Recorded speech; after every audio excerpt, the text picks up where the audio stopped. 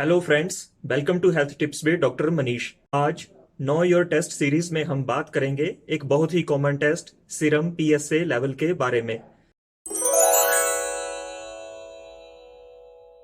PSA level, जिसे कि हम प्रोस्टेट स्पेसिफिक एंटीजन टेस्ट भी बोलते हैं, ये एक प्रोटीन है जिसे कि हमारे शरीर के प्रोस्टेट ग्लैंड के नॉर्मल या कैंसर सेल बनाते हैं।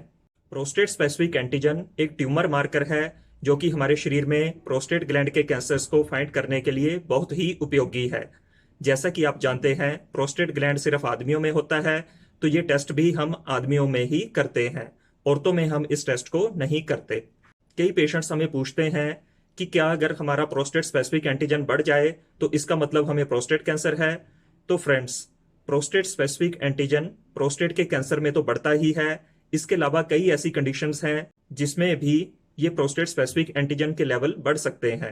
जैसे जैसे हमारी उम्र बढ़ती है, हमारा प्रोस्टेट का साइज बढ़ता जाता है और ये जो एनलार्ज्ड प्रोस्टेट होता है, ये ज्यादा प्रोस्टेट स्पेसिफिक एंटीजन बनाता है। इसके अलावा अगर हमारे प्रोस्टेट में कोई इन्फेक्शन हो गया है या प्रोस्टेट में कोई सोजिश आ गई है, तब भी हमारा प्रोस्टेट स्पेसिफिक एंटीजन बढ़ सकता है। अगर हमें पेशाब का इन्फेक्शन है, इस कंडीशन में भी ये बढ़ सकता है। अगर कुछ समय पहले हमारी प्रोस्टेट की बायोप्सी हुई है, इस कंडीशन में डॉक्टर ने अगर हमारे लैट्रिन के रास्ते में उंगली डालकर जांच की है, इस कंडीशन में भी ये लेवल बढ़ सकते हैं। अगर हमने पिछले 1-2 दिन में हैवी एक्सरसाइज की है, जैसे कि हमने लंबी साइकिलिंग की है, अगर हमारे निचले पेट में कोई चोट लगी है, उसमें भी ये बढ़ सकता है। अगर हमने पिछले 1-2 दिन में सेक्स किया है, इस कंडीशन में भी ये पीएसए लेवल बढ़ सकता है। लेकिन एक बहुत ही इंटरेस्टिंग बात है कि कई पेशेंट्स जिनको अभी अभी जॉन्डिस हुआ है या वायरल हेपेटाइटिस हुआ है, ऐसे पेशेंट्स में भी प्रोस्टेट स्पेसिफिक एंटीजन बढ़ा हुआ देखने को मिलता है। तो प्रोस्टेट स्पेसिफिक एंटीजन अगर बढ़ा हुआ है तो हमेशा इसका मतलब ये नहीं है कि आपको कैंसर है। डॉक्टर आपको इन सब बीमारियों के लिए या इन सब कंडीशंस के लिए चेक करके देखता है कि कहीं कोई ऐसा और कारण तो नहीं जिसकी वजह से ये पीएसए लेवल बढ़ा हुआ है। इसके अलावा कुछ ऐसी मेडिसिन भी हैं जो प्रोस्टेट स्पेसिफिक एंटीजन के लेवल को बढ़ाती हैं, जैसे कि एक स्टेरॉयड मेडिसिन जिसे हम बीटामिथासोन बोलते हैं, ये इस लेवल को बढ़ा सकती हैं। जो लोग टेस्टोस्टेरोन रिप्लेसमेंट थेरेपी ले रहे होते हैं, ऐसे पेशेंट्स में भी पीएसए लेवल बढ़ के आ सकता है।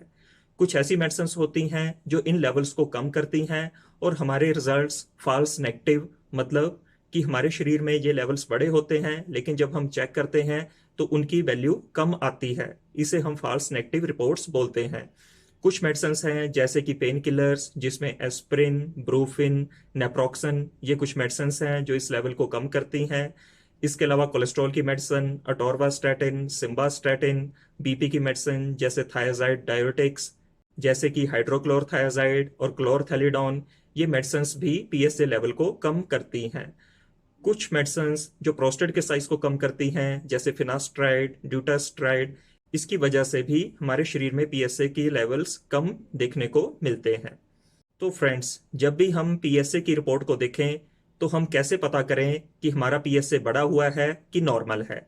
जिन लोगों की उम्र 40 साल से ज़्यादा है और 60 साल से कम है, ऐसे लोगों में अगर पीएसए की वैल्यू 2.5 नैनोग्राम पर एमएल से ज़्यादा आती है तो हम इसे अबनॉर्मल बोलते हैं।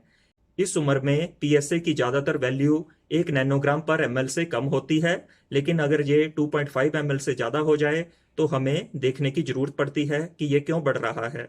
जिन लोगों की उम्र 60 साल से ज़्यादा और 70 साल से कम है, तो ऐसे लोगों में अगर पीएसए की वैल्यू 4.5 से ज़्यादा है तो हम इसे अबनॉर्मल मानते हैं। जिन लोगों की उम्र 70 साल से ज़्यादा है, ऐसे लोगों में अगर पीएसए की वैल्यू 6.5 से ज़्यादा जाती है तो हम इसे एबनॉर्मल बोलते हैं।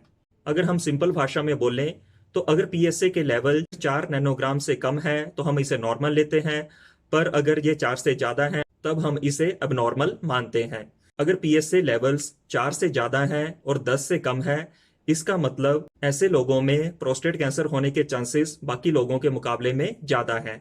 इस लेवल को हम सस्पिशियस लेवल बोलते हैं। तो ऐसा देखा गया है कि ऐसे लोगों में सिर्फ 25% लोगों में प्रोस्टेट का कैंसर हो सकता है। पर इस बात की कोई गारंटी नहीं है कि अगर आपका पीएसए लेवल 4 से कम है तो आपको प्रोस्टेट कैंसर नहीं हो सकता, और अगर ये 4 और 10 के बीच में है तो आपको प्रोस्टेट कैंसर ही है। कई लोगों में 4 से कम वैल्यू में भी प्रोस्टेट कैंसर हो सकता है और कई लोगों में 4 से 10 के बीच की वैल्यू में भी प्रोस्टेट कैंसर कभी नहीं होता। लेकिन अगर ये पीएसए का लेवल 10 से ज़्यादा है, इस लेवल को हम डेंजरस लेवल बोलते हैं, तो ऐसे लोगों में प्रोस्टेट कैंसर होने के चांसेस बहुत ज़्यादा बढ़ जाते हैं। ऐसा देखा गया है, ऐसे 50% लोगों में प्रोस्टेट का कैंसर देखने को मिल सकता है। अगर पीएसए का वैल्यू 30 नैनोग्राम पर एमएल से ज़्यादा है, तो बहुत ज़्यादा चांसेस हैं कि पेशेंट को प्रोस्टेट का कैंसर है। ये पीएसए की वैल्यू सिर्फ प्रोस्टेट कैंसर को ही फाइंड नहीं करती, कई बार इसकी वैल्यू से हम इस बात का भी अंदाजा लगा सकते हैं कि कहीं ये कैंसर हमारी हड्डियों में तो नहीं फैल रहा है, या कि ये कहीं दूसरे ऑर्गन्स में तो नहीं फैल रहा है, जिसे कि हम मेटास्टेसिस बोलते हैं। अगर पीएसए की वैल्यू 10 नैनोग्राम पर एमएल से कम है, तो बहुत कम चांसेस हैं कि ये कैंसर फैला हुआ है। लेकिन अगर पीएसए की वैल्यू 100 या इससे ज़्यादा है, तो बहुत ज़्यादा चांसेस हैं कि ये प्रोस्टेट का कैंसर हड्डियों में या बाकी ऑर्गन्स में भी फैल चुका है। तो फ्रेंड्स, हमें क्या करना चाहिए अगर हमारा प्रोस्टेट स्पेसिफिक एंटीजन की वैल्यू अगर बढ़कर आती है? जिन लोगों की पीएसए की वैल्यू 10 नैनोग्राम पर एमएल से ज़्यादा आती है, उन्हें बिना किसी डिले के यूरोलॉजिस्ट से मिलना चाहिए और अपनी आगे की जांच करानी चाहिए। लेकिन जिन लोगों की वैल्यू 4 और 10 नैनोग्राम के बीच में है, वो 4 से 8 हफ्ते तक इंतजार कर सकते हैं। वो दोबारा से अपना टेस्ट 8 हफ्ते के बाद रिपीट करके देख सकते हैं। अगर ये टेस्ट वैसे ही रहता है या बढ़कर आता है, तो उन्हें यूरोलॉजिस्ट से मिलकर अपनी आगे की जांचें करानी चाहिए। जब आप यूरोलॉजिस्ट के पास जाते हैं, वो एक तो आपका total prostate specific antigen check करते हैं और आपका फ्री प्रोस्टेट स्पेसिफिक एंटीजन भी चेक करते हैं। वो फ्री टू टोटल रेशो को फाइंड करते हैं। अगर आपके टोटल पीएसए की वैल्यू बढ़कर आती है और अगर फ्री टू टोटल पीएसए की रेशो 10% से कम आती है, तो बहुत ज़्यादा चांसेस हैं कि आपको प्रोस्टेट का कैंसर है। ये चांसेस 56% तक हो सकते हैं। डॉक्टर आपके लैट्रिन के रास्ते की उंगली से भी जांच करके देखते हैं। वो आपके प्रोस्टेट का साइज चेक करते हैं, प्रोस्टेट की सरफेस किस तरह का है, प्रोस्टेट आपका हार्ड तो नहीं है। इन सब चीज़ों को चेक करके देखते हैं। ऐसा देखा गया है कि जिन लोगों को प्रोस्टेट कैंसर होते हैं, 18% लोगों में सिर्फ उंगली के एग्जामिनेशन से ही प्रोस्टेट के कैंसर को फाइंड किया जा सकता है। अगर आपके ये टेस्ट अब नॉर्मल दिखते हैं, तो डॉक्टर आपको फर्दर टेस्टिंग के लिए बोलते हैं। वो आपका ट्रांस रेक्टल अल्ट्रासोनोग्राफी कर सकते हैं प्रोस्टेट के लिए, और वो आपको प्रोस्टेट की बायोप्सी भी एडवाइस करके देख सकते हैं। तो अगर इनमें कोई बीमारी लगती है, तो उस हिसाब से आपका आगे का इलाज चलता है। सो फ्रेंड्स, होप ये इन्फॉर्मेशन आपके लिए यूजफुल होगी। Thank you very much.